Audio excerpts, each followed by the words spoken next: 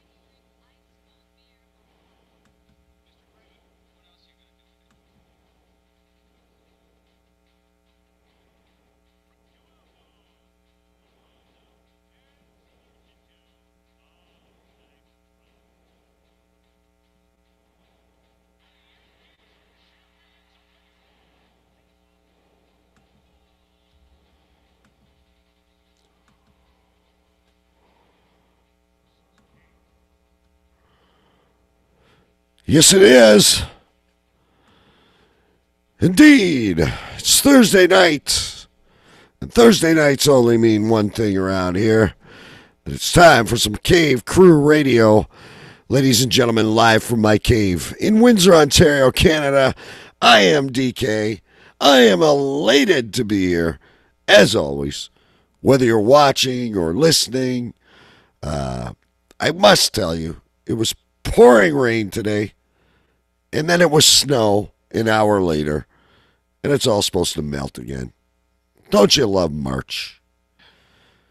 By the way, folks, you've been hearing me Spotify this and Spotify that for the past couple shows. Cave Crew Radio now on iHeartRadio. We'll talk about more about that in a minute. Little bit of changes around the cave here this week.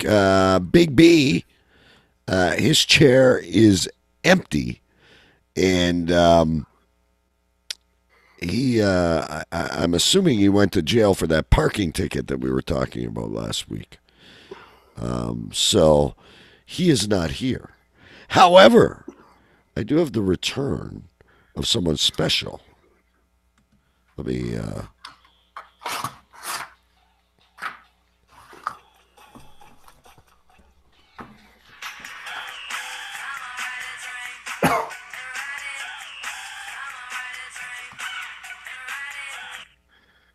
Are you here, London? I am here. Good evening, Cave Crew. How you doing, DK? It's great to have you back, Stu. We're not going to get into it right away because we're dedicating a whole entire segment later on. Yeah, But explain where you were briefly. I was in court. I had a couple of weeks in court on a big case, but and I was unavailable at this ungodly hour in the morning. I had to save all my energy for the normal day shift. And now you were telling me, I've still though. been listening. I listened last week. I'm definitely listening with interest about Big B's parking ticket. Big B's parking Or ticket. truck. You did tell me, though, that you fell asleep. We put you to sleep. Well, yeah, it was no reflection of the show, like, but I did put it on while I was laying in bed. Now, You know, previous to going on this jury duty, you were telling me, man, I'm really looking forward to this. I can't wait to have the normal hours. And then after about a week of it, you're like, I cannot wait to get back to my normal crazy shift on the train. What happened there? Yeah, man. I say I usually live a sort of upside down world. I'm almost living in Eastern time. I'm living in American time. But it only takes me about a day or two to get back into the swing of things. And then I found myself getting up at like 5 a.m. instead of going to bed at 5 a.m. Welcome to my world. And of course you were complaining because you couldn't do your other show, Podcast Factor, and now you're back on it. You're like, oh, I'm an episode ahead. And we'll talk more about that later too. Yeah, but the thing is as well, we've had the children on leave from school, you know, school holidays. God, the kids are so demanding, and it doesn't get any easier as they grow up. My oldest one's 17, and she's just as demanding as when she was 2 years old. Yeah, I don't think it. They always tell you it gets easier. I mean, my boy's 13 now and going to be 14, and sometimes I wonder, you know, it drives his mom nuts because he still leaves clothes and doesn't clean up his plate. Anyway, listen, before we talk anymore, as per Twitter, Facebook, you know, it's not that Stu and I couldn't sit here and catch up and shoot the shit, but it's nice to have that third seat filled in, and I refuse to reveal it this week. But I'm excited because last time we had a blast. There was 5 of us in the room, so now we have them just to ourselves. But ladies and gentlemen, Smoke and Mirrors, you know him. He's Big D. He's from When Worlds Collide. What a massively downloaded show that was. Welcome to the show, Big D. Hey, what's going on, fellas? Great to have you back again. Thanks. Yeah, man, we had such a blast on that last episode that we did. when you said, "Hey, will you come back on?" I was like, "Yeah, I'd love to." You know, I'd be more than happy to come on. And no offense, but this is the other reason. Stu has dropped out, and as much confidence as I have in my fucking self, I can't carry 90 minutes all by myself. Yeah, I just can't. Doing a solo show is rough. Oh, jeez. And God bless his soul. I know he's in another, you know, world. You should probably cover England just separately on a Smoke and Mirror show.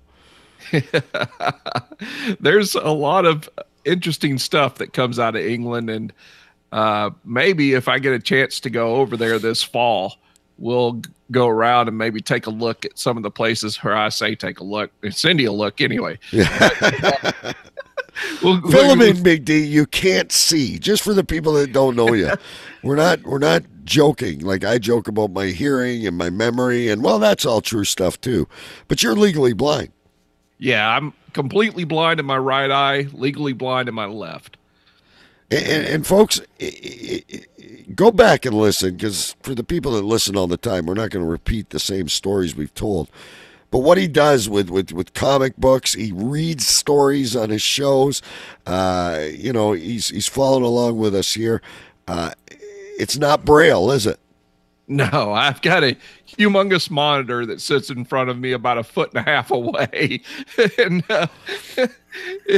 if you see my phone, if you see me looking at my phone, you'll see me looking at it like this, if you can see on the camera.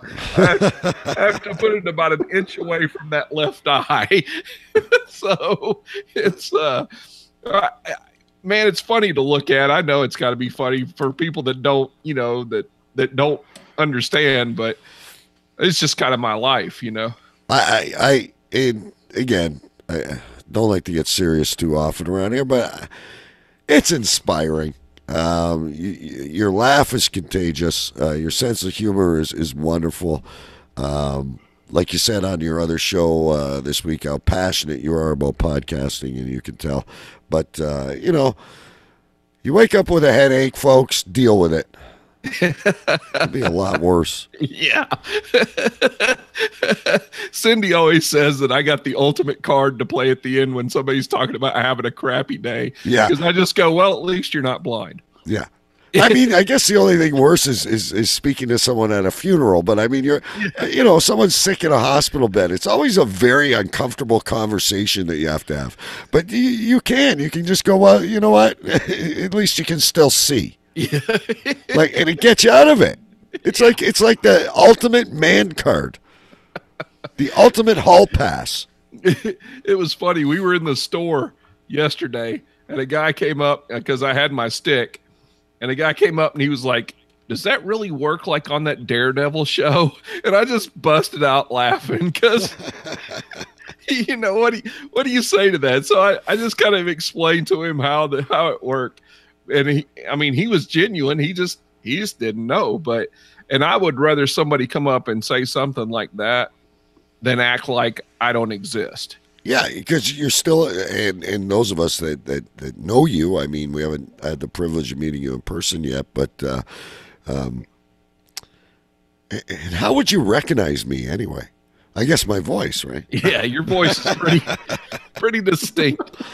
Now, being the funny guy you are, do you ever play on it and poke someone with the stick or something in a mall or kind of poke them up the ass? Yeah, I do it to my kids. Yeah. Or start using your hands. Yeah. Yeah.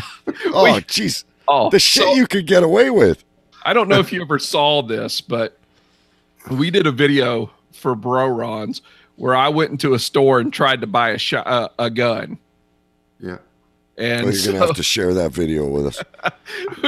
I walk up to the counter and the guy's just like, and I set my stick up on the counter and I just proceed to say, well, what's the most powerful gun you have here?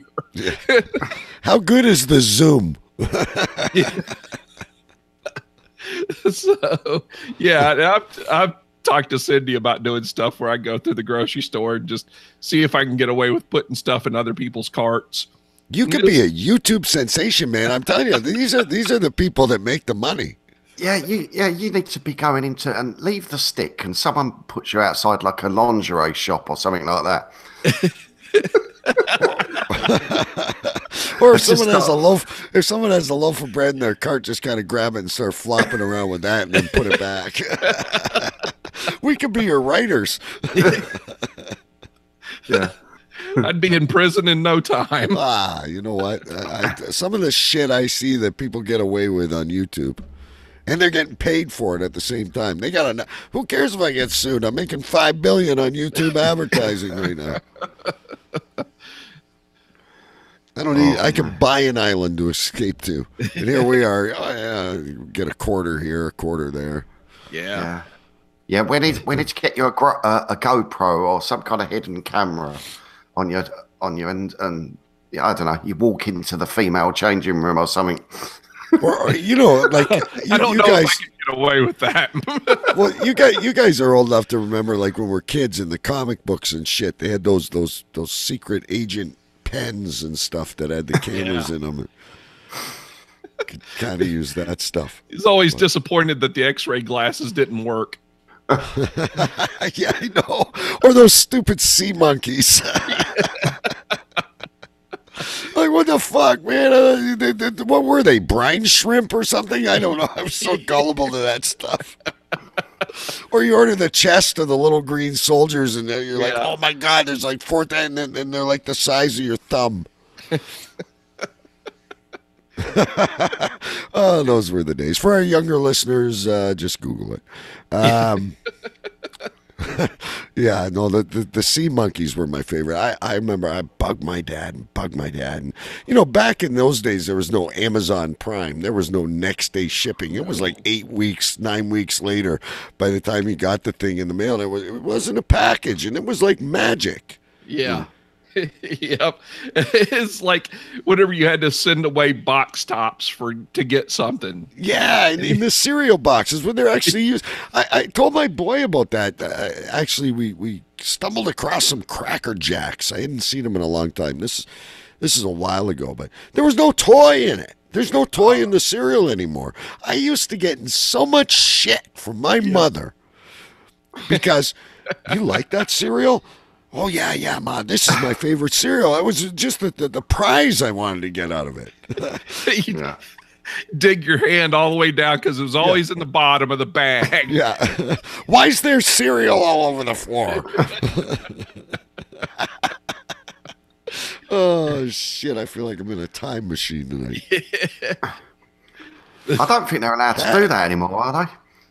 I don't think they're allowed to put the toys. You know what? There probably is some kind of law against it. I don't know if you guys remember. We were actually talking about it the other day because Sears went bankrupt. Yeah. Before any, Cyber Monday, all this online shopping that we all do, we used to look for our gifts inside that Sears Wish Book catalog. Yeah, the old Sears and Roebuck. Yeah, and but they just couldn't. They just couldn't keep up with the times, right? They just. Speaking of Christmas gifts, I do have one more thing I wanted to touch on that completely was not planned, but I was always giving my wife a hard time because we'll buy her Christmas gifts, and she won't open them. For instance, Jake, my son, always gets a perfume every year, and we always run out of cologne and all our stuff. And the other year we got her a baking dish and a set that she wanted because she likes to bake, and she never opened it. And so I re-gifted it this year.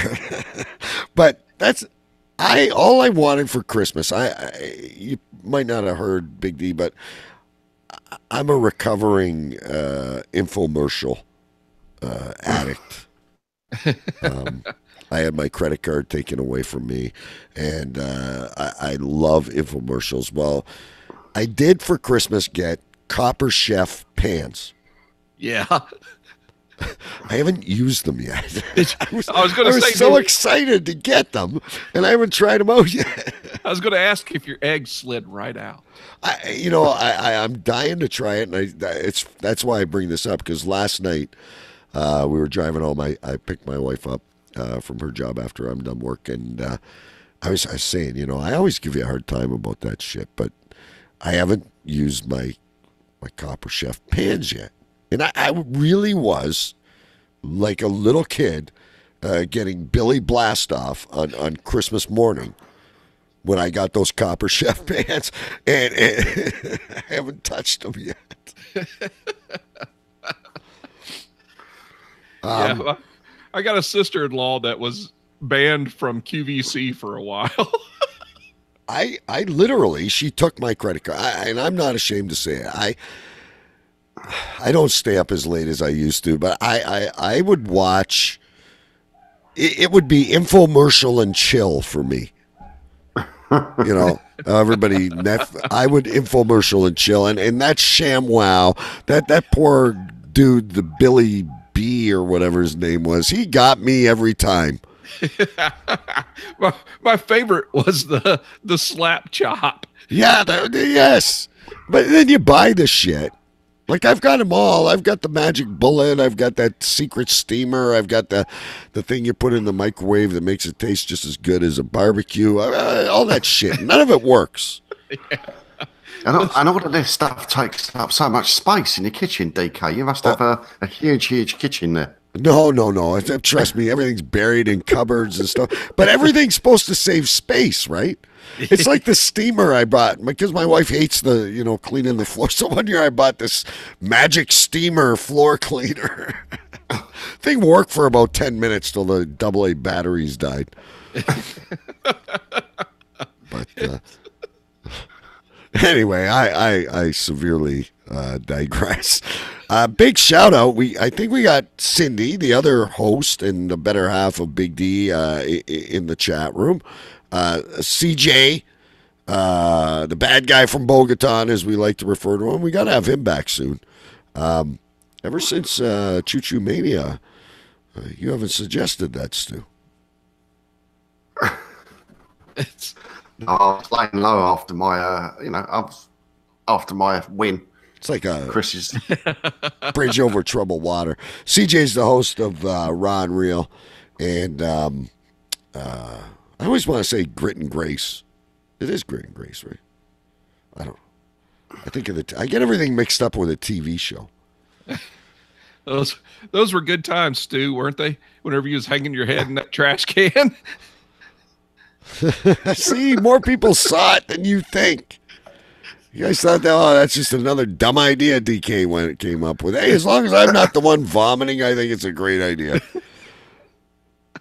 So I still think Stu should try out sex toys up his ass. And I think it would, we talk about your YouTube videos, we'd be famous. I'm just waiting to see if I've been nominated for an Oscar. You never know. Is there YouTube awards? That's something I've never seen. You'd think by now someone on TV would do YouTube awards, like they do MTV and the Kids Channel and the Oscars and all that shit. Well, somebody I'm sure could someone's thought of it. Yeah, somebody could do it YouTube Live. Yeah, absolutely. As long as it doesn't. I wanted to. By the way, just really quickly, folks, I'm not going to put you through it. We think we have it kind of fixed tonight, but if you were listening on live radio or podcast, you wouldn't have seen the pain that Big B and I went through, and this is what happened. Just a short clip.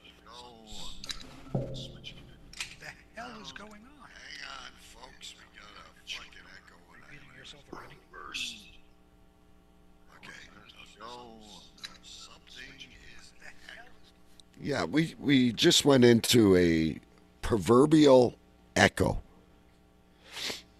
Anyway. If you've just joined us, Big D was our surprise guest. And we're going to continue to chat with him. Choo Choo Stu has made his grand return. I don't know how many times Choo Choo Stu has made a grand return, but he gets more vacation days than any of the rest of us. But we will be hearing about his jury duty. I'm just kind of holding out till after the break now, guys, because we got about 8 minutes. So yeah, I can't wait to hear about that. I'm excited too. I've been waiting for weeks. So in you, about 8 minutes, 7 minutes, we'll do that.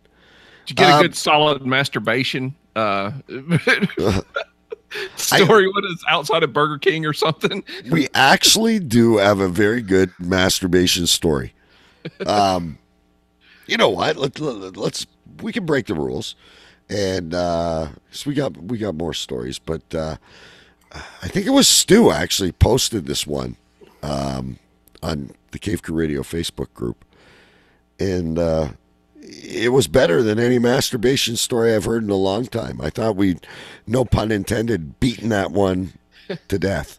But here we go. Apparently there was a man who used an anglerfish stomach to masturbate.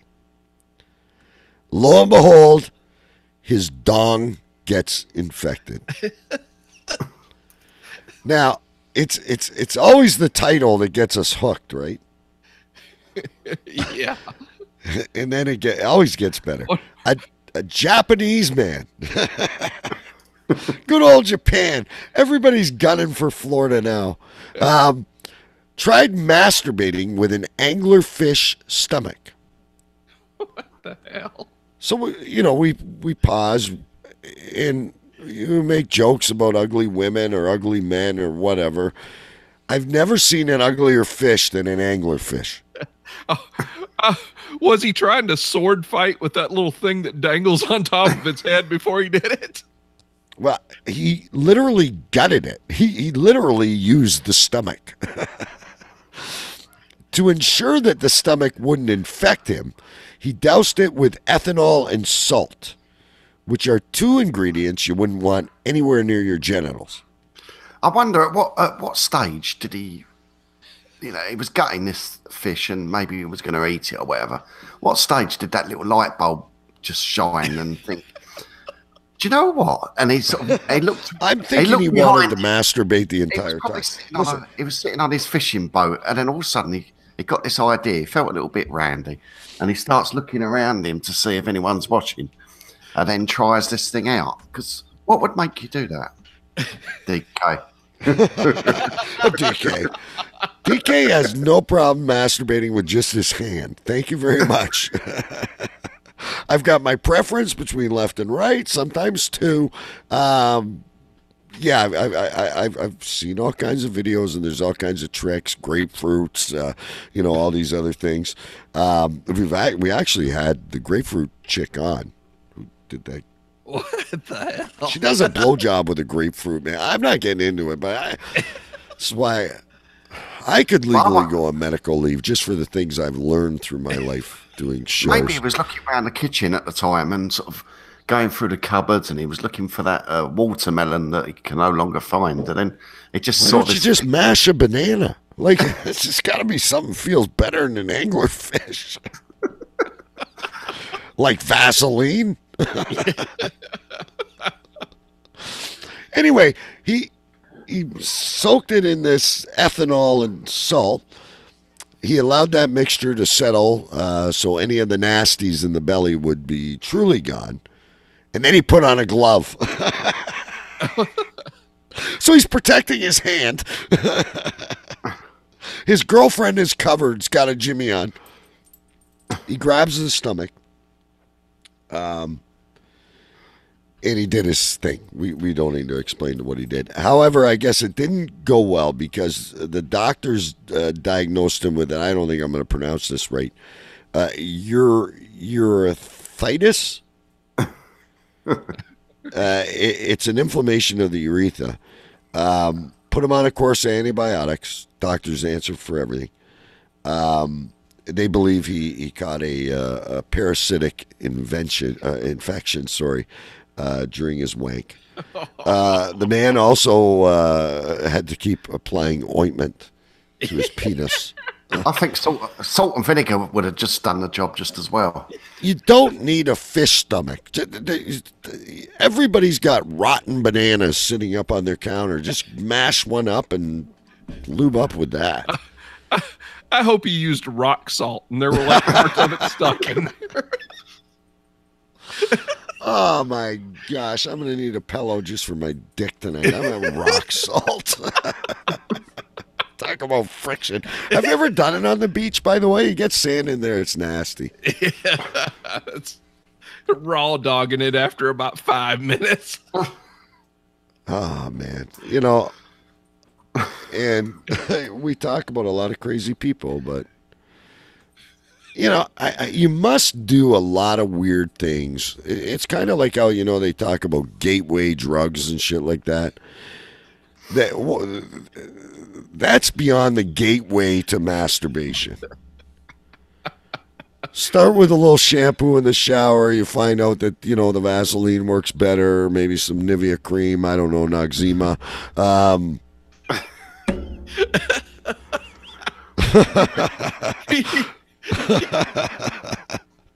Your knowledge of hand lotions. I'm such an expert on all this stuff, aren't I?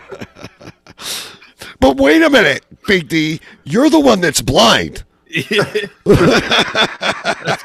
That's true. And if anybody asks how many times it takes before you go blind, it's one less than I do.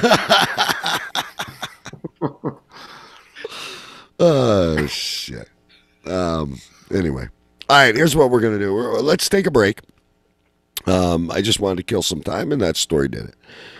When we return, we're going to hear about Choo Choo Stu's jury duty. Then we want to talk a little bit about smoke and mirrors. And we've got some other stories and some shit to cover, too. So you are listening to Cave Crew Radio, now available on iHeartRadio. I love the sound of that. And we will be back in about 3 minutes' time. So if you got to pee, get yourself a beer, whatever you got to do it now. We're going on break. As soon as I find the right buttons.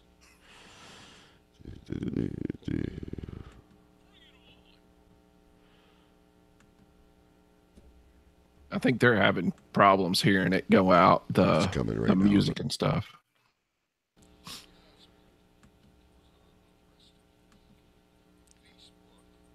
Cave Crew Radio.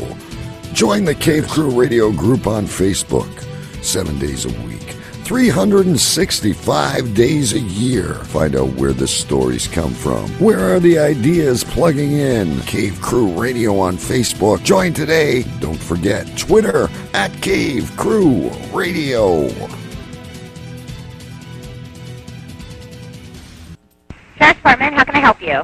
Yeah, I'm over here at Burger King right here in San Clemente. No, not San Clemente. I'm sorry. I live in San Clemente. I'm in Laguna Niguel, I think. That's where I'm at. I'm at a drive-thru right now. I ordered my food 3 times. They're mopping the floor inside, and I understand they're busy. They're not even busy. Okay, I've been the only car here. I asked them 4 different times to make me a Western barbecue burger. Okay, they keep giving me a hamburger with lettuce, tomato, and cheese, onions. And I said, I'm not leaving. I want a Western burger because I just got my kids from Taekwondo. They're hungry. I'm on my way home, and I live in San Clemente. Okay. She gave me another hamburger. It's wrong. I said 4 times. I said, I want it. She goes, can you go out and park in front? I said, no. I want my hamburger right. So then the lady came to the manager, or whoever she is. She came up and she said, do you want your money back? And I said, no, I want my hamburger. My kids are hungry, and I have to jump on the toll freeway. I said, I am not leaving this spot, and I said, I will call the police because I want my Western burger done right. Now, is that so hard? Okay, what exactly is it you want us to do for you? I send the officer down here. I want them to make me the right. Ma'am, we're not going to go down there and enforce your Western bacon cheeseburger. What am I supposed to do? This is between you and the manager. We're not going to go enforce how to make a hamburger. That's not a criminal issue. There's nothing criminal. So I just stand here. So I just sit here and watch. You need to calmly and rationally speak to the manager and figure out what to do between you. She did come up, and I said, can I please have my Western burger? She said, I'm not dealing with it. She walked away. Because they're mopping the floor, and it's all full of suds, and they don't want to run. They don't want to go through there. And ma'am, then I suggest you get your money back and go somewhere else. This is not a criminal issue. We can't go out there and make them make you a cheeseburger the way you want it. Well, that you're supposed to be here to protect me. What are we protecting you from? A wrong cheeseburger? Remember when you ran away and I got on my knees and begged you not to leave because I go berserk? Well, you left me anyhow, and then the days got worse and worse, and now you see I've gone completely out of my mind. And they're coming to take me away, ha-ha, they're coming to take me away, ho-ho, hee-hee, ha-ha, to the funny farm.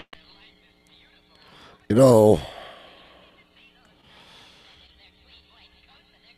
I love that song. Oh, it's starting to... Don't loop. No more looping. You guys got me here? Yeah, we got you. Okay, don't freak me out. And I think I fixed it so everybody heard the song and shit. All right. I'm going to fix it again so you guys can hear the next little thing. But Choo Choo Stu was away on jury duty. And we have been waiting anxiously for this to happen. So we created him this special little poster here. His own little segment of the show. And I'm going to do that little trick again so you guys can hear until I figure this out good next week. And where did it go now? It's not there anymore. Okay, I'll do it this way. Okay. Anyway. Where the hell? Oh, there it is. All right, so I'm going to echo for a sec, but that's okay. Here is Choo Choo Stu's. Ladies and gentlemen, members of the jury, have you reached a verdict? We, the jury, find the defendant guilty as charged.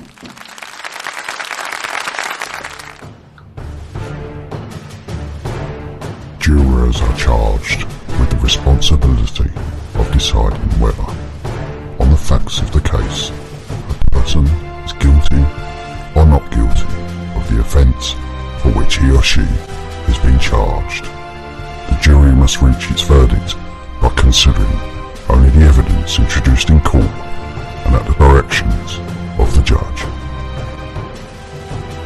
I, Choo Choo Stu, swear by Almighty God that the evidence I shall give shall be the truth, the whole truth, and nothing but the truth.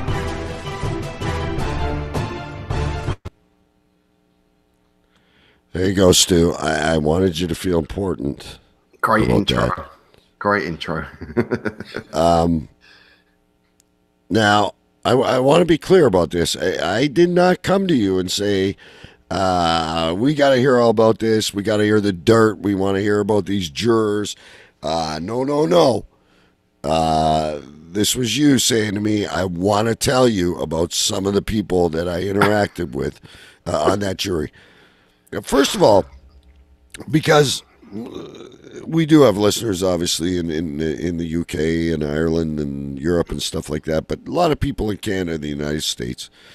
What does the judge have one of those funny wigs on and shit? They do have the wigs, the judge and the barristers. But the barrister being the lawyer. Yeah, the barristers, the lawyers. But I mean, right from the word go, right, you go into the court, you tell them that you're on the jury, and every Monday morning they get a new group of people, even though you do it for 2 weeks. But every Monday morning there's a new group, and you're talking about 100 to 150 people. And so we all line up and get taken into this huge cafeteria. I mean, it now, didn't just take to clarify. Now, remember, we weren't there. You're saying this is when they select the jurors for the different cases. No, this is all the people that have been summoned to be part of the jury. So you first of all, you're just taken into this holding pen, and it was like a holding pen for the Jeremy Kyle show. So wait a minute. So ultimately, there's going to be 10, 12, 15 jurors. Yeah. There's 150 people there. For how many cases? Well, there's about 15 different courts. Okay. All right. So everybody gets a turn. More or less, unless you're unlucky and you don't ever get called up. But there is ample people. There's more than enough people to go round.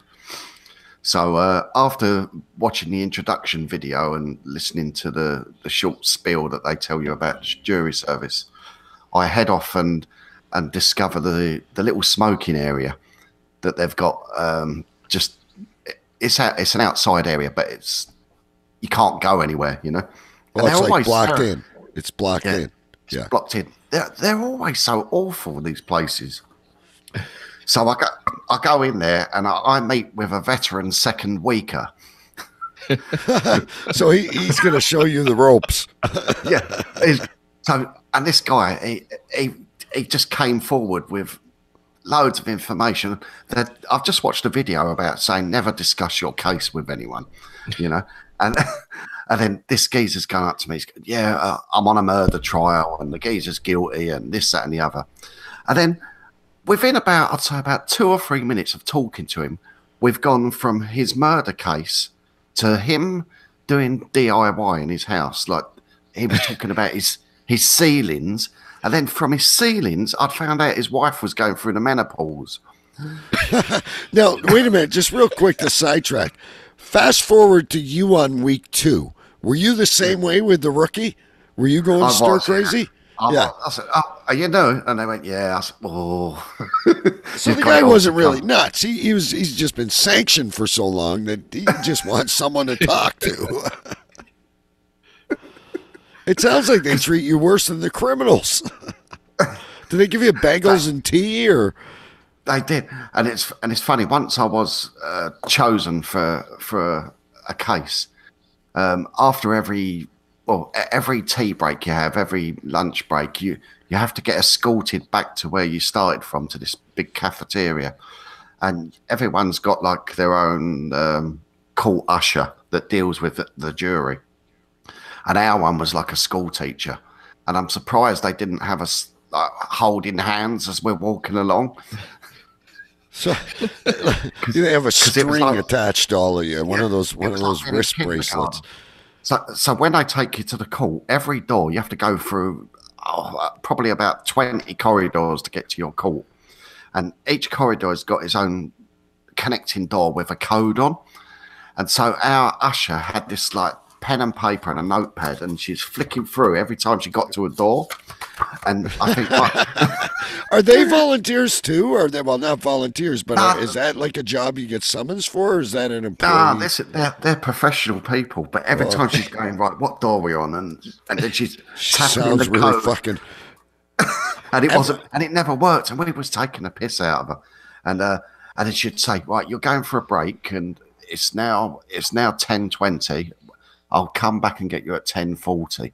And we would all just joke with her, like, and say, so you're coming back at 11, and you're going to meet us there. And everyone was just winding her up. It was quite funny.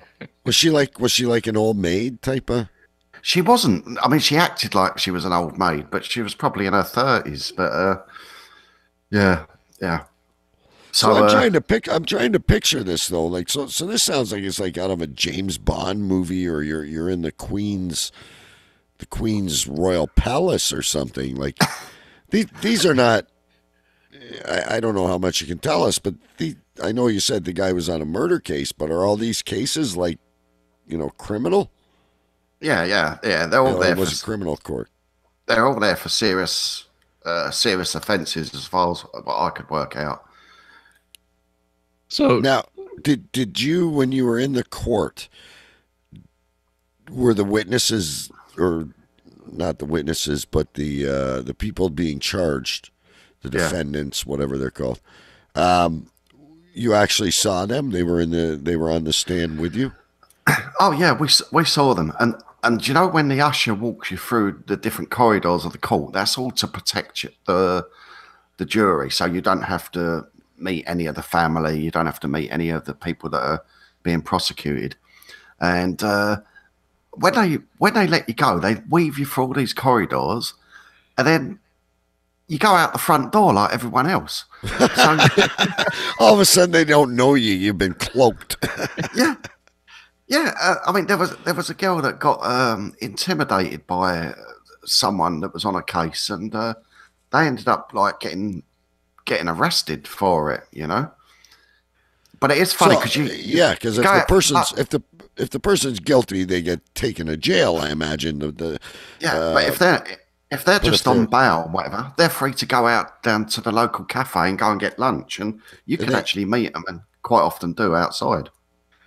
They go to the same smoking area. Yeah, well, they go outside, but they go to the same shops at lunchtime.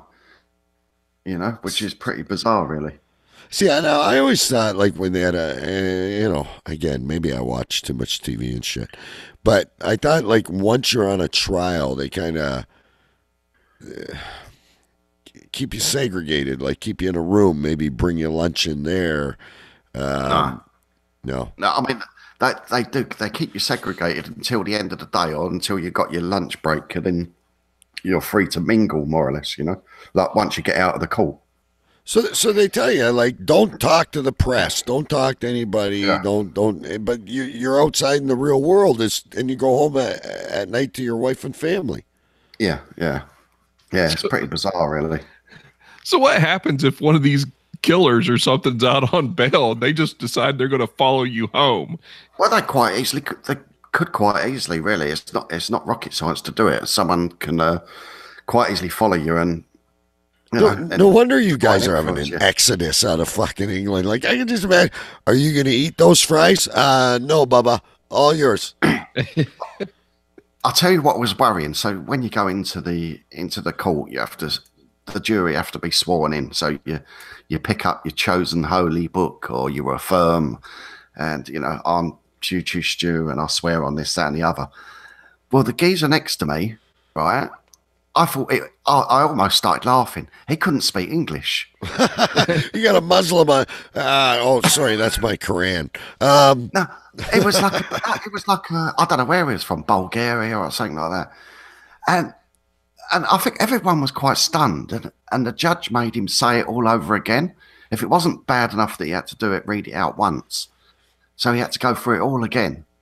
And it was quite disturbing, really, to think that someone's life was in his hands, It sounds like every single employee of that court was an ex-school teacher. the way they behave, like I said. And then can you imagine, then they do like a head count, right? And they go, we've got one too many people here. Who is this odd person out? Right? The guy you're trying's in the mafia. He just has one of his hitmen in there now. and this happened twice. First of all, someone had got into our room that wasn't meant to be in there, and they was all suited and booted, and they was actually, during court themselves. So they had actually managed to slip through one of these security coded doors. But the other person found one of the pieces of gum wrapper on the floor that she lost. Oh, wonder what this code does. But the other person that was superfluous to people's needs it turned out to be someone's interpreter. So this Indian lady had actually brought her own interpreter with her, and they were thrown out. Can you imagine? You got a jury of 12 with an extra person sitting on the edge. Now we're going to play musical chairs.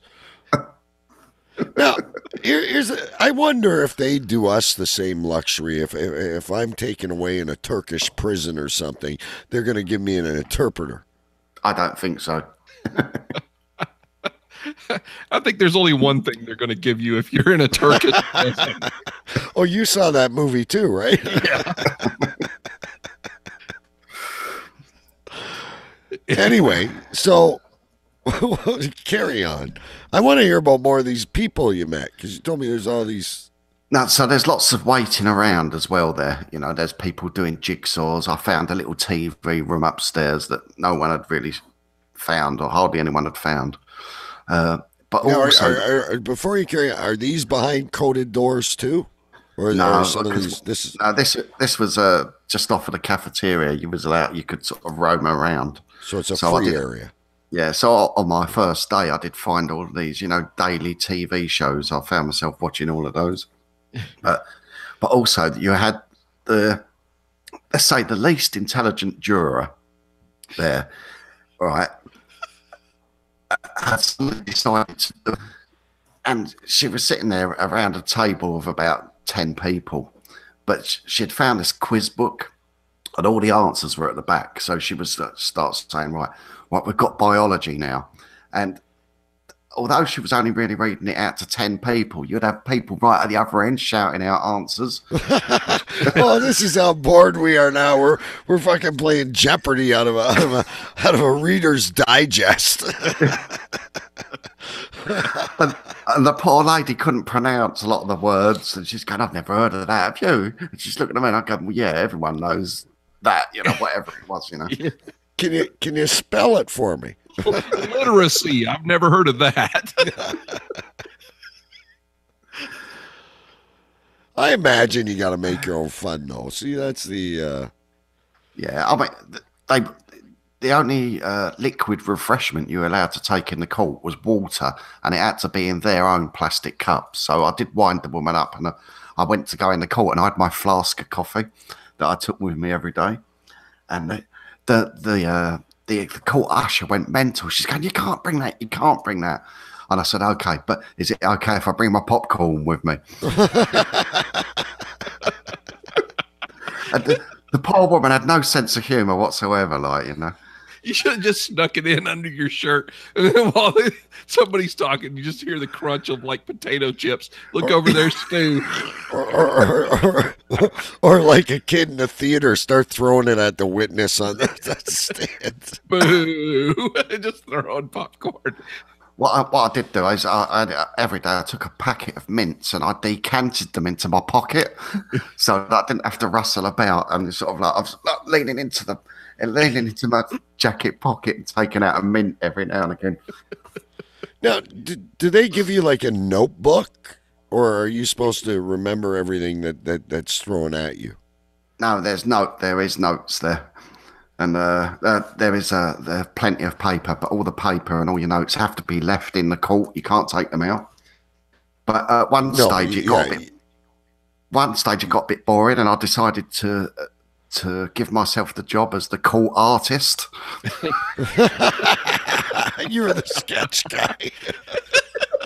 And I started drawing. I was thinking, I wonder if I'm going to get in trouble for this. Now, were any of the jurors at any point in the trial, were they passing notes?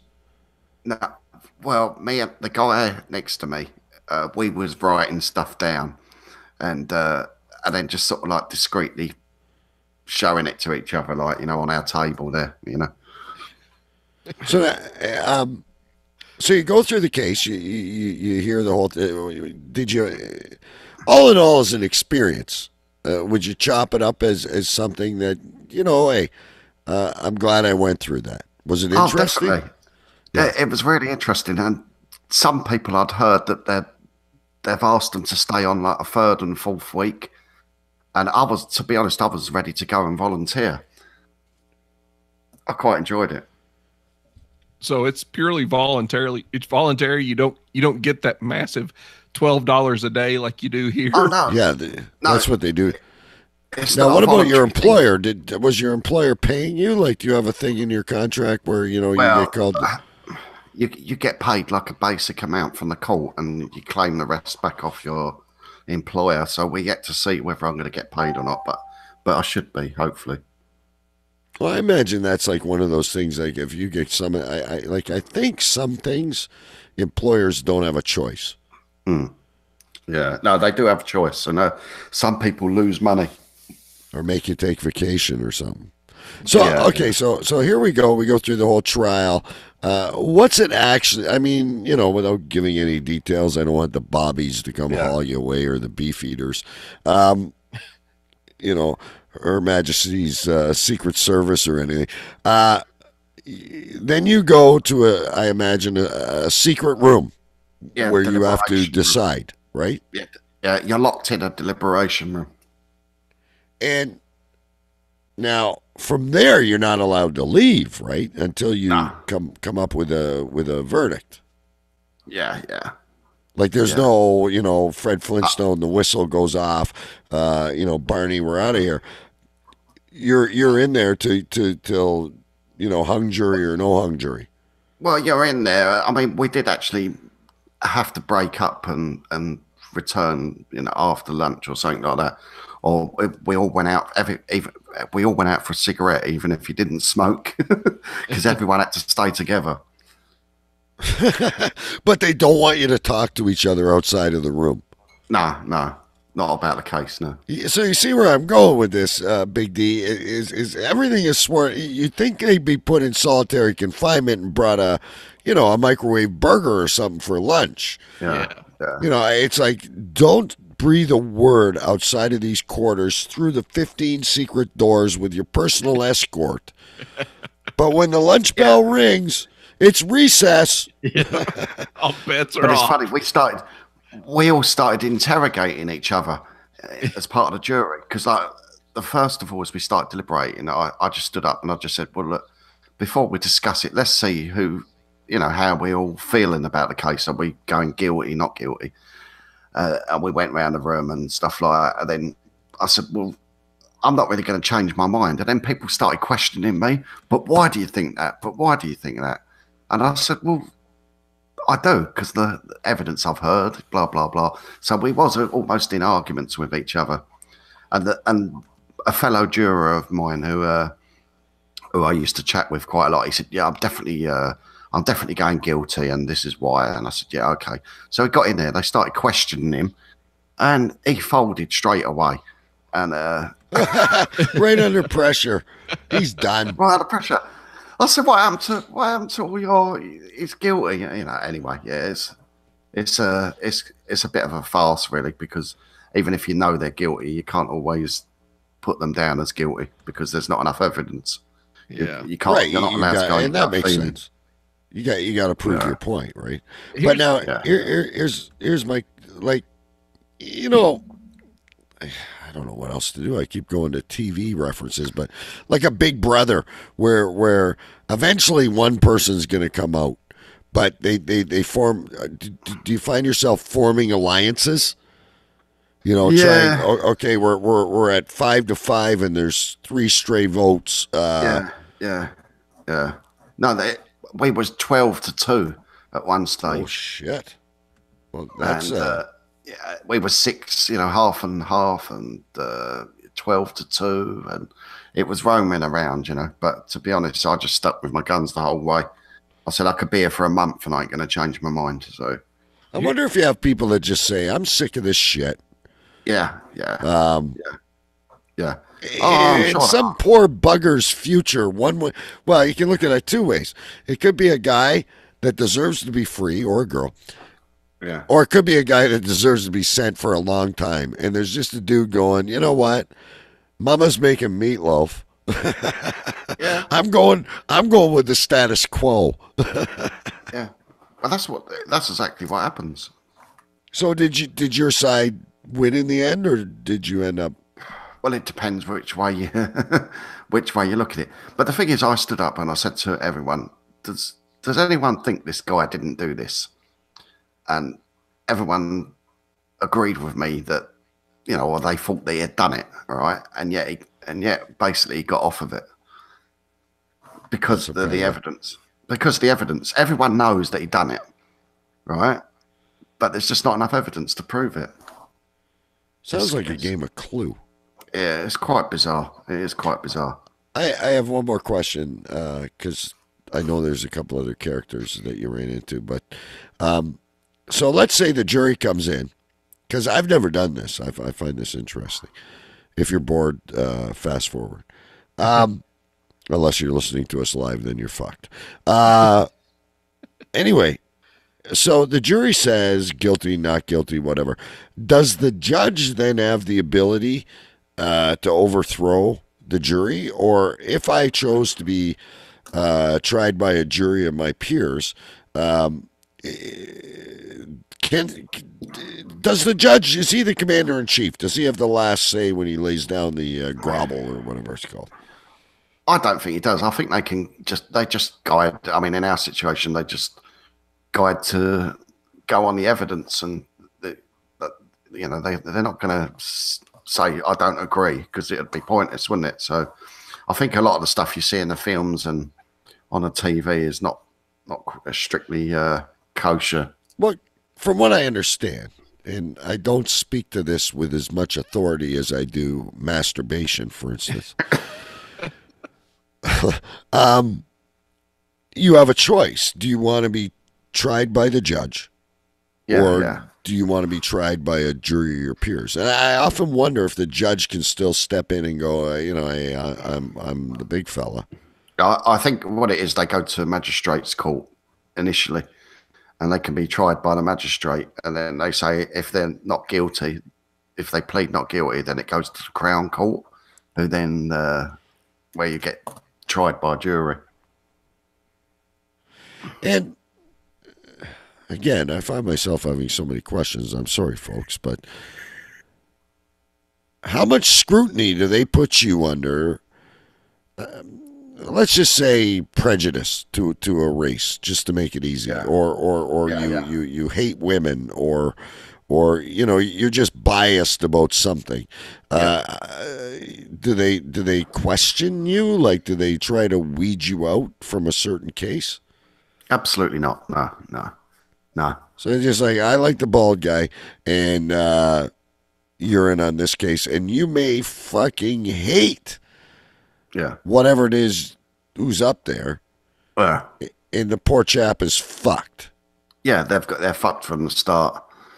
If you've got any prejudices, So yeah, if you hate black people and there's a black guy who's a defendant, and vice versa, it could be a white guy and a black guy. That's I wasn't really coining into any certain prejudice. No, I was but whatever it is, if this bloke's got curly hair and you hate curly hair, that curly hair guy's fucked from the start. So did you go through a screening process at the beginning for the judge to decide whether somebody was off the jury or not? No, the only way there is a screening process. So there's a jury of 12, but they take in 16 people and they pick you out of a hat. So they called me up. They said, right, Choo Choo Stu. And I got called up at any point before I'd been sworn in. The defendant could have said, I don't like that fella. Can I have the next one instead, Okay. You should have went in there as Choo Choo Stu. as your transvestite alter ego. That would have been All right, so was there any other? Because we got to move on here. Was there any other like interesting, weird, cool characters that you came across in these 2 weeks? No, other than the guy who went to jail. No. I mean, the menopause man on the first day was he was the best one, and I did avoid him as best as I could, you know. But there was all sorts. There were all sorts. I mean, there was this woman that was out in the smoking area, and she was telling this other woman, "I never usually wear shoes, and look, I've bought all this new outfit for this." You know, there was people that dressed up for it, you know. Which So they're all in suits, and but they don't make you wear those funny wigs. No, we did. We was taken through the court, and it was empty, and we had a different usher that day, and she went, "If anyone wants a quick photo opportunity," she said, that was it. "There's a photo opportunity." I said, "Yeah, give me a wig and a gavel, like, you know." But it was she was joking, so I didn't actually get to do it. I was gonna say, then what do? Place your order online, and it would have been great if you'd had your own wig. You just go in and put on. It'd have been like great big, like an afro or something. Yeah. This is my court attire. Yeah. Sounds like it was an experience anyway. Sorry, fun. Folks. If nothing else, you've learned a little bit about what it's like to go through a court system in London, England. I want to. I do have a couple more stories I want to get to towards the end, but we still have time. Big D, like last time you were here, we really didn't get a fair enough chance to talk about smoke and mirrors. Which is completely different than what you were doing before. You know, how did you get started with that? And you know, I know offline we were talking. You cover some cool shit like UFOs. You're saying you're going on a live ghost hunt. You've done curses on the past episode, which I thought was really cool and interesting. What draws you now to that away from? Well, you still do comedy. We can't say you're not doing comedy. You and Cindy are hilarious sometimes, but which is, you know, adds to the show. But what got you into that? Because you are a skeptic, basically. Yeah, it's funny because even though I'm a skeptic, I always enjoyed listening about this stuff and hearing stories, and the TV shows were always interesting to me, even if I just sat and made fun of them. They were interesting to me, but it's weird, you know, being skeptical. I'm going to look for every rational explanation that I can find for something whenever I see it or hear it or whatever. But the thing is, there is a small amount that ends up getting through every rational explanation, and you just have to go, I don't know what that is. And yeah, no, that's all of a sudden becomes a trigger. Yeah. Now a red flag, whatever you want to call it. And it becomes a situation where if I don't know what it is and it can't be explained, I want to know what it is. I want to figure it out. I want to get into it and dig into it and see what I can find. And sometimes, not to derail what you're talking about, but sometimes, do you like what you find? Or are you shocked what you find? Or you know, maybe I'm not wording it properly. Yeah, sometimes you find what you don't expect to find. Yeah, exactly. And sometimes you just end up at the end of the day scratching your head. And you go, well, you know, there is no explanation for this. And when you get to that point, then you have to openly admit that, okay, I can't be completely closed-minded. So, and I think it helps too that Cindy is more of a believer. And so we play off of each other well, because she has a tendency to say, okay, well, I believe this, and this. And I'll try as hard as I can to shoot as much of it down as I possibly can. But if she ends up with something there that I can't shoot down, then I have to admit, okay, something weird is going on. Yeah, you got me here. Yeah, and I just want to say, I guess about a month ago now, I've said this before. I've interviewed so many people through the years, all the different shows, and a lot of the times I go, I may not say it right to their face, but you're fucked. I don't believe a word you said. We get the psychics on and the ghost hunter. Here's an EVP, and you know what? I can play games with Audacity too. But yeah, we had listening to the way you're approaching things, and then also Jason Medina, who's an author and a ghost hunter up in the New York upper state. Well, not upper state, but the New York area in Yonkers. And that's what I liked about listening to him too, is that, first and foremost, I need to be convinced. Yeah. He explained orbs to us and said, 90% of the time they're not real. And when someone can do that, it's almost like they're kind of on your side as a skeptic, but then they're saying, now, wait a minute. This I couldn't explain. And I like that about what you guys are doing too, is that you're not just openly saying, here's Herbie, he reads palms, and we believe everything he says. Yeah. Right? Yeah. You're giving us fact. At the end of the day, you let us feel what we want to feel. But you're giving a case, right? Yeah. And it was funny. The first episode that we put out, and I really kind of destroyed that case. I mean, just destroyed it. And some of the reactions that we got from that very first episode were funny to me because, one in particular, like Ray from the Naked Porch, he messaged me and was like, dude, you're like the worst lawyer. You just destroyed it, and you just kept hammering it and hammering it and hammering it until there wasn't any way anybody was going to come out of there and say, "Yeah, I think this person was telling the truth." You make a good politician.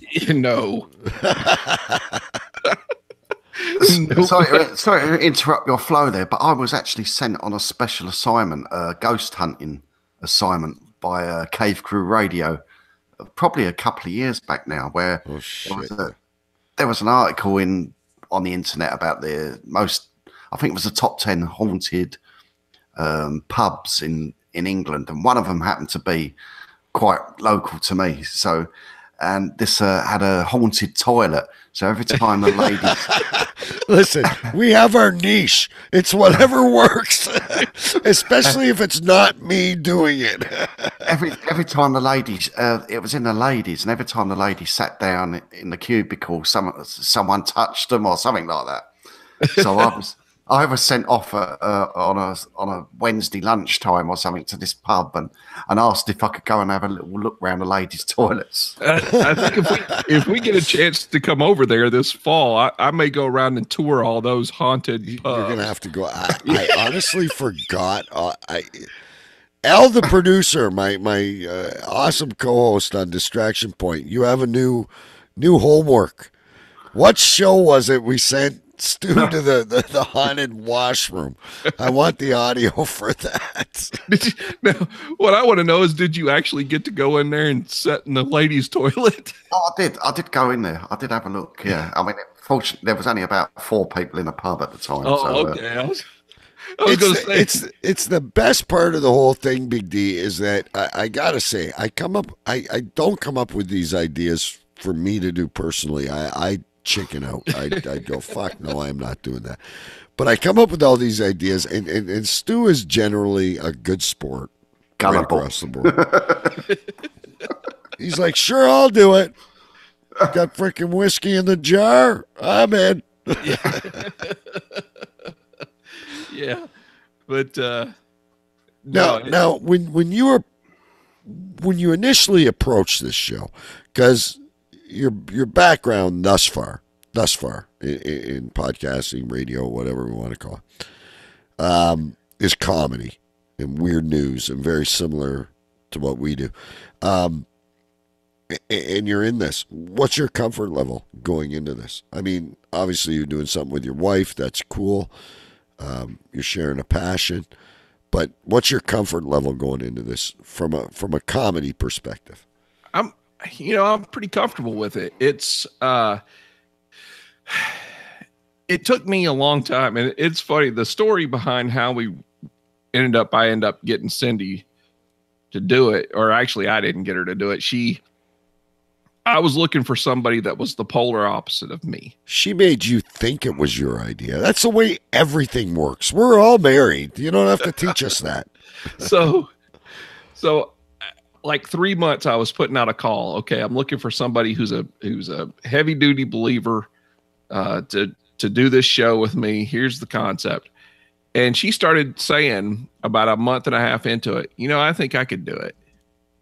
And I said, well, you don't feel comfortable behind the mic and blah, blah, blah, blah, blah. And she just kept saying, I could do that. I could do that. I could do that. And finally I caved and I said, all right, let's give it a shot. And then she got on the mic and she was an absolute freaking natural. And I think we said that last time you were on as well. She is very good. And it's some people get on. It's like getting a guest, right? You're like, oh my God, this guest is so awesome. They're so interested in get on. And they're like, oh fuck, it's like grinding fucking fingernails against a chalkboard. But Cindy, she's good. She holds her own. Very well spoken in her approach to her opinion. I'm not just buttering you up, Cindy. This is honest. I listen to the show every time it comes out. But also, no matter what your topic is, if your topic is freaking hemorrhoids, you got to be engaging with the audience. Yeah. And she's got that. She's got that it factor, whatever it is. Yep. And so, yeah, I mean, that's the best. I'm going to give her a big head here, but that's the best choice that I could have made, was going ahead and letting her come on. And we've been lucky with our guests. I mean, we've been lucky with the guests we've had on. All of them have been great so far. I can't remember which one it was, but listen, we've all had them, but there was the one that wouldn't let you get a word in edgewise. Oh, you're talking about the lady? They just won't take a damn breath. Like, are you aqua lung? Who the fuck are you? Do you not breathe? I have a question. A lot of times with authors, they're that way. And that's what I was going to say. That's one of the reasons I gave up. And again, I didn't do like down your specific niche, but have you got to that point yet where you're getting challenged? What's next? Or do you guys have a bag of ideas that are just overflowing still? I have a lot of things that I'd like to talk about. For me, the biggest obstacle is being able to research it.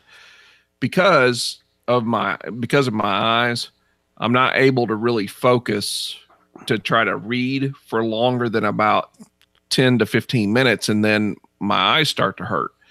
And so, it takes me a long time to research something and try to put it together.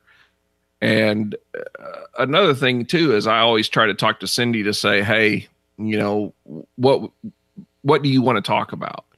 And so then we'll bounce ideas and decide, okay, this is where we're going. And now, just to that point, before you keep going, are you not finding in today's age, though, like, can you not listen to a lot of stuff? Like audio interviews or books or transcribing or something? Just a side question. Well, that's one of the things, too, that I try to do is find documentaries. Because if I can find documentaries somewhere, then I'll just put on the documentary, and, of course, I can just listen to it then. And I don't have to worry about, dealing with the vision issue. But in some cases, there's just nothing out there. Like on the last episode when we did the curses, the two curses on the Habsburg dynasty there was absolutely nothing as far as documentary wise on it. So all of that had to be gone through, just reading. Yeah. And there are some programs that I use every once in a while where I'll take and just copy it and paste it into the program, and it does a little, computer generated. But then it's a voice like this, and it really gets to be a pain in the ass after a while. Yeah, it's really annoying. There's something you need to perfect. Yeah, it's gotten better because at least it's not like the old school, sound like it's coming off an Apple IIc type of voice. I mean, it's gotten better, but it's still, there's no inflection. This is a really scary story. Imagine yourself. So, but as far as ideas go, no, there's tons of stuff to talk about and tons of stuff that I still want to talk about. And as long as we can keep finding people that are interested in coming on, and as long as I can keep, doing it for as long as I can, as long as what little bit of eyesight I have left holds out, I'm going to keep doing it. And don't forget it's audio. Now, Cindy or someone else may need to take over the keyboard or that shit. But we're coming a long way every day. But you're not going to lose your voice. No. So that's the beauty of the medium that we chose. Now, again, before we flip switches really quick here, I've gone through it, so I kind of know the answer to my question. But for people that are aspiring or may want to know, it's a lot of behind the scenes work to do a show when you're getting guests and you've already talked about the research and stuff like that. How's the response been? Your approach. Is it a yes every time, or do you have to? Oh shit, they don't want to do it. Well, we've had square one. We've had two people who canceled at the very last minute. That's the brutal part, eh? That's and then you have to scramble, for ideas, and one of them that actually canceled ended up leading us to do the episode that we've gotten the most listens from, which was odd enough, and we kind of had to throw that together at the last second. But the topic was good enough that, man, we had a ton of interest in it. And, it's, I think podcasting too is starting to get in Cindy's blood, because when she's starting to see people that say, hey, I really love this show. I really love what you all are doing. And when is the next episode going to be out? And that's when you've hit it. Whether it's 10, 50, 10,000 listeners. Now, Stu, I'm going to throw this over into your court because folks, and we'll let Stu talk about it before we leave tonight, but you're doing a show now where you, as a long time, before you even joined us, avid podcast listener, what is the value of the host, despite how good a guest can be or how bad a guest can be? What is the value of the host attracting a listener?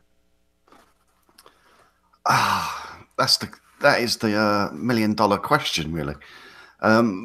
Generally, I will know within the first few seconds, and I know that you should really maybe give a podcast 2-3 listens before you you decide, but people don't. I think people decide within the first few minutes at least, and they think, no, I'm not going to be listening to this. So I don't know what the answer is to actually grab people, but I think it depends on your taste as well.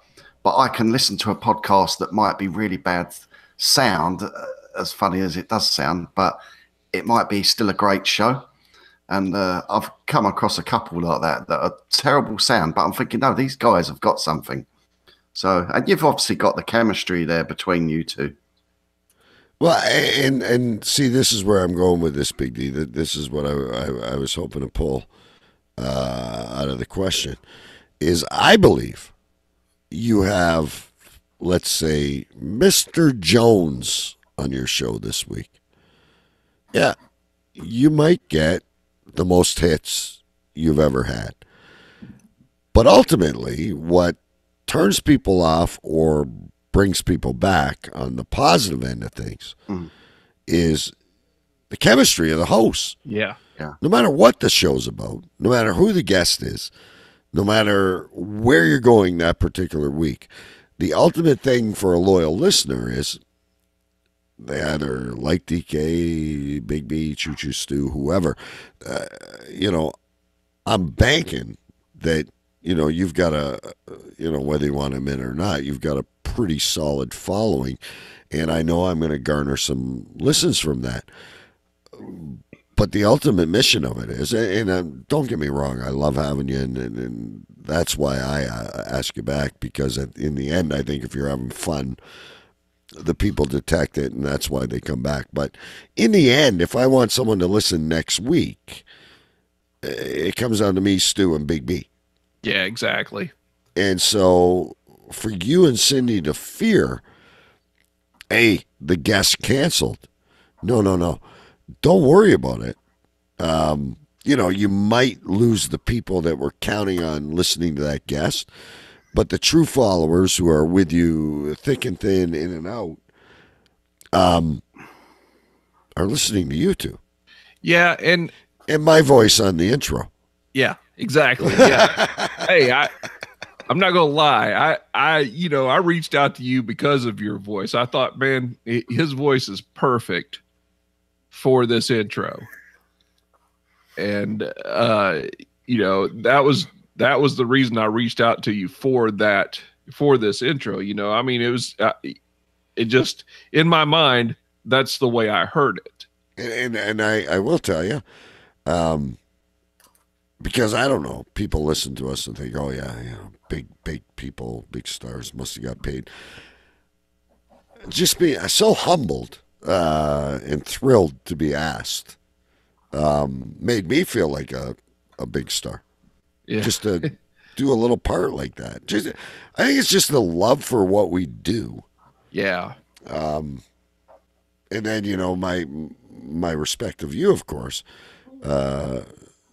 Because again, folks, I have the type of job, I listen to podcasts all day now. And so I'm fans of shows, including both yours. And to be asked by someone is like, holy shit. Yeah. Yeah. And that's the thing about, I think, the podcasting community, really. You have, like Mike Jolitz last week messaged me and said, hey, will you do a fill-in for me? And I love Mike's show. And so, yeah, I mean, of course, I'm going to jump all over that. And when somebody asked me, hey, would you come on our show? Would you do this for me? Yeah. Then, I'm going to do everything in my power to try to make sure that I'm able to do that. I'm living up to the brand. Yeah. Right. Yeah, exactly. Wow. It's funny because, a lot I noticed too, I'm sorry for getting off track, but there might be some people out there that want to start shows and learn and whatever. But it's what I want to talk about, and I'm going to talk about it.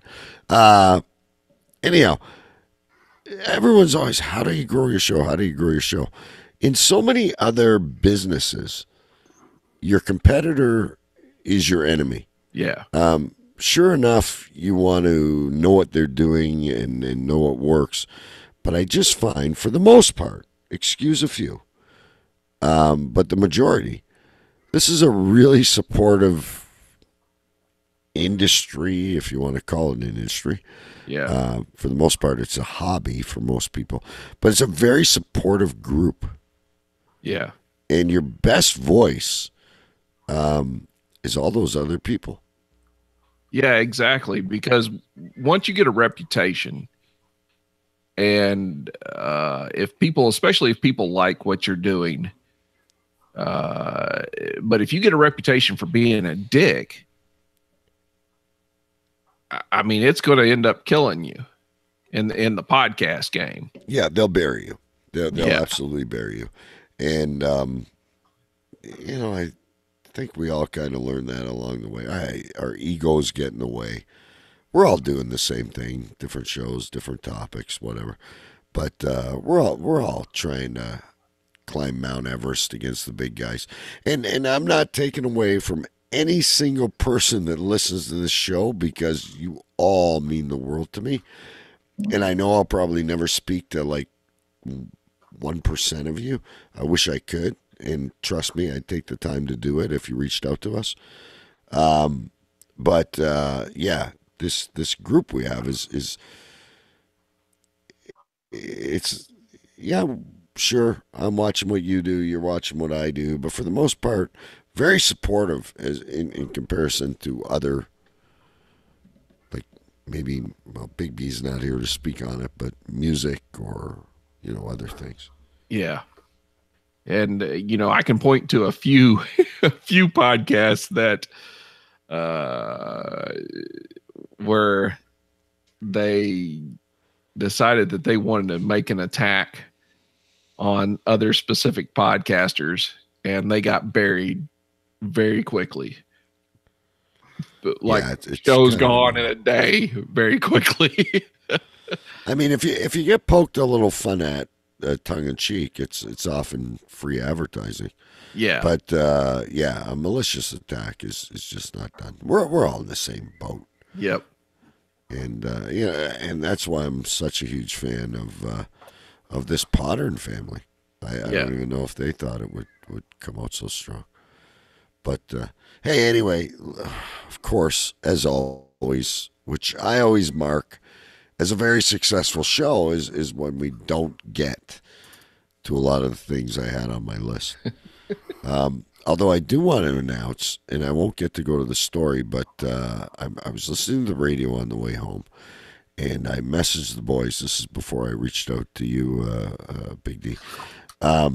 Apparently March the 6th, ladies and gentlemen, when they say everything has a day, it is Tampon Tuesday. And I'm not going to get to speak on it as much as I originally wanted to, but bravo. Cheers. Good job. Does everybody hang a bloody stringer out on their door or something? Is that, apparently it's one of these things. We're going to run a few minutes over, but that's okay. Apparently it's one of these things where every girl should have a tampon. Don't start hating on me yet. I think the government, whoever, should make sure if there's someone without a tampon or the other one that goes inside, I don't know the name of it, or if I'm getting the two mixed up, one's an outie, one's an innie. Please forgive me. That's one thing I've never tried to masturbate with. However, I do believe all girls should have them. I'm not in protest of that. I just really find it extremely interesting that it has its own day. I'm all for Mental Health Day or whatever they call it. Bell Let's Talk. Awesome. Huge fan of that. Margarita Day. Yeah, we all need a margarita. St. Patty's Day. Hey, he drove out the snakes. I understand a lot of things. Christmas Day, whether we believe or not, you either believe in Santa or the baby in the manger. I get most of it. I'm just really had a hard time wrapping my head around Tampon Tuesday. And you see, you can't exclude the men with these tampons, because I have known men use them. I knew you'd bail me out on this one.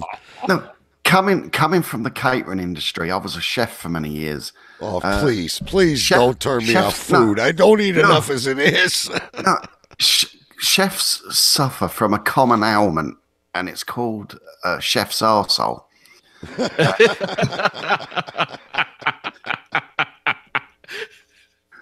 and a tampon can fix that, at least temporarily. Or it can at least keep the pain of chef's arsehole. And that's true. If you put a tampon between the cheeks of your bum, it eases chef's arsehole. This is going to be the audiogram for the week. I think you just found the name for the episode, too. I know, I'm changing it as we speak. But that is I'm sure if you Googled chef's arsehole, I haven't, but I'm sure it would come up that you can actually use a tampon. Just a pitch between your cheeks. So you don't actually insert it. I'm going to play Big B's role because he's not here. I have a question.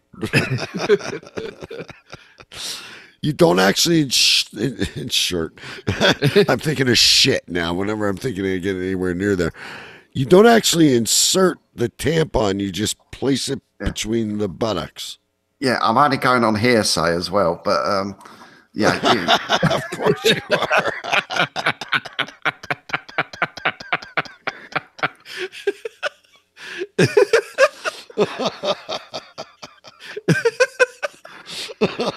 I was wondering if they had to walk around with clenched all day, or that's why their buttocks look so tight in those whiteys.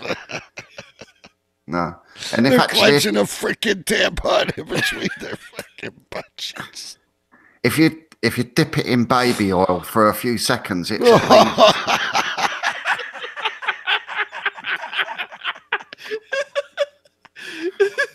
like aloe vera cream. Aloe vera.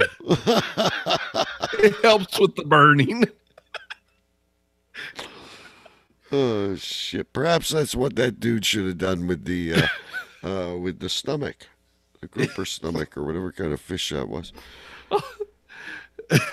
All I know is this explains that. I think the guy's name is Gordon Ramsay. It explains a lot about him. That's why he's swearing he forgot to put the Vaseline on the tampon. He put it in dry. He's getting fiberglass. He needs some antibiotics from that doctor. Folks, while we're carrying on, please feel free to shoot your name of the show in the chat. We'll consider it when we're voting. Carry on, Stu, please. No, that was about it. But it was just you know, it's not exclusively for women, you know. We've got a coconut oil on tampon. Big D, I'm going to go over to you. Do you have a name for the show? Yeah, like I said, I got to go with Chef's ass.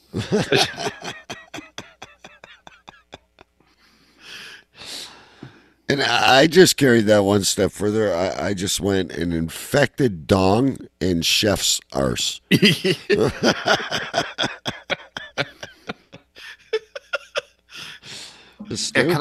can I just say I did Google something, and what is chef's? It says chef's arse is the informal way to describe chaffed skin. Thousands of chefs working here in the UK will know the name in this industry. It's basically a term used to say they have a sore bum or gonads. What was the last? Gonads?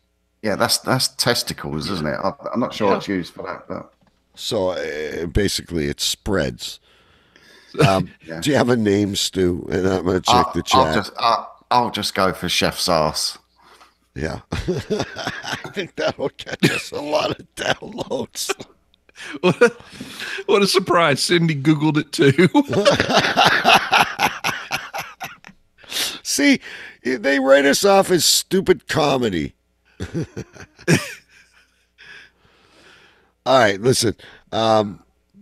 we're going a few minutes over. That's okay. Let's go over to Big D first.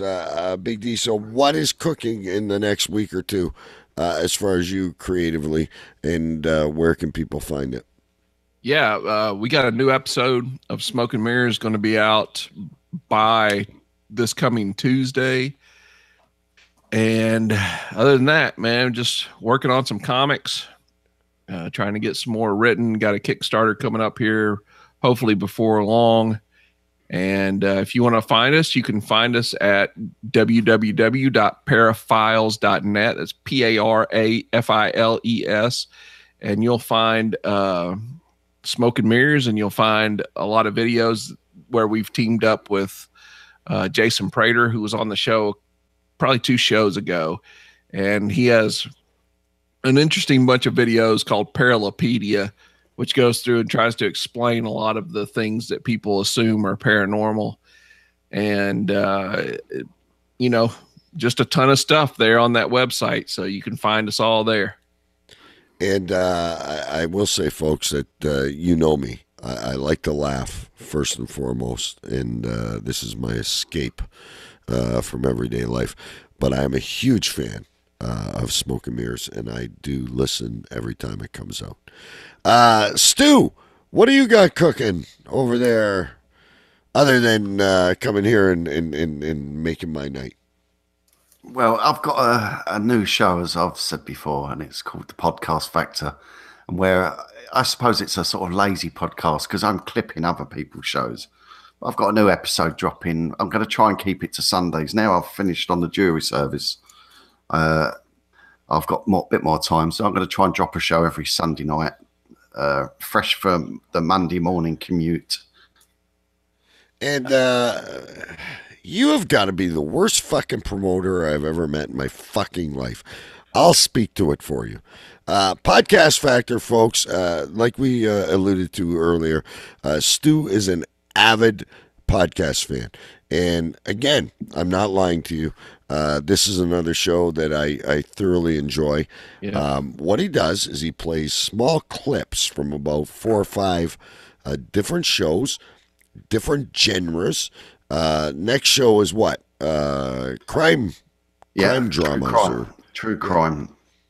And they so all show, apart from, I do invite people to send in favourite clips of theirs that podcasts they listen to, or hosts to send in their clips. But otherwise, it's all stuff that I genuinely listen to. I'm not searching shows just to play their clips, if you got what I mean. It's something that I've got a passion about. Yeah. Right, something you already like, or someone's advice. I'm sending Stu this one, listen to this one, listen to that one. But I will be honest, from Stu's 2 episodes, I found a few I liked. And by the way, before I go to my stuff, do you fucking dogs? I love them and I hate them at the same time. Shut up! Thank you. Sorry, guys. Live radio. The Swedes. When are the Swedes coming back? I don't know. I need to message them because they've done Fucking 2 love them, episodes. Yeah, they've done 2 episodes and seem to have vanished. But I suppose when you get groups of 3, 4 people, it's hard. It's always hard to make the time. Yeah.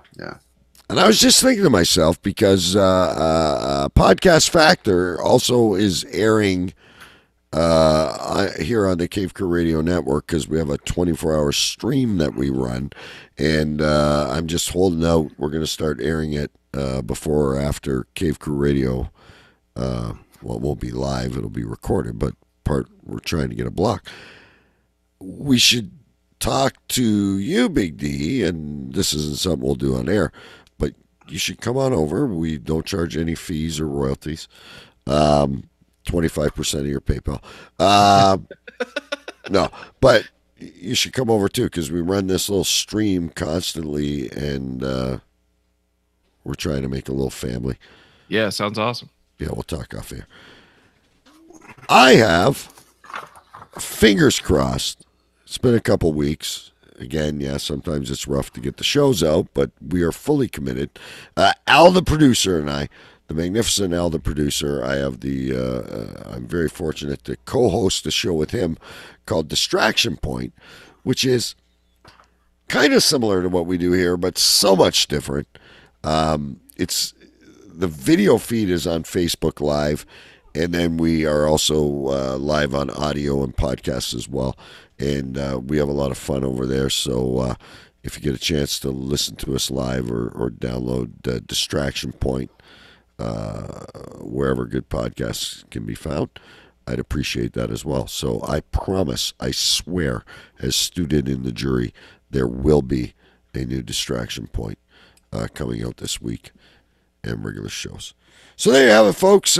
Big D was our guest tonight, filling in for Big B, who is away serving time for a traffic ticket that hopefully we'll hear about next week. And chef's ass sums it up perfectly. We talked about a million other things, but it's all about the chef's ass. Guys, I want to thank you. As much as I love doing this, baby, I could never do it without you. And I also, because we got so busy tonight, we don't get to see everyone because of the audio feed. If you're not in chat, we can't see you. We're not watching YouTube. And obviously, we're not with you if you download. Huge love and thanks to every single one of you. You're why we do this. And everybody in the chat room, thank you. You guys are awesome. You don't know how much it means to us. Thank you very much. So until next week, I'm DK on behalf of Choo Choo Stu and the amazing Big D. And trust me, he'll be back. I have plans, and I know he's busy, but he's my on-call guy now. We'll see you next week. See ya. See ya. Thanks, fellas.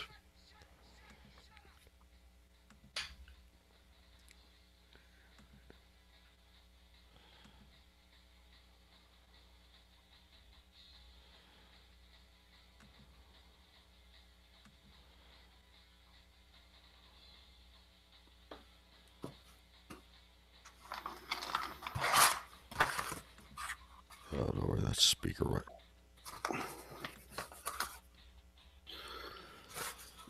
Thanks again, fellas. Yeah, thanks. All right, Thanks for having me boys. on, man. Sorry, YouTube, you're last to go.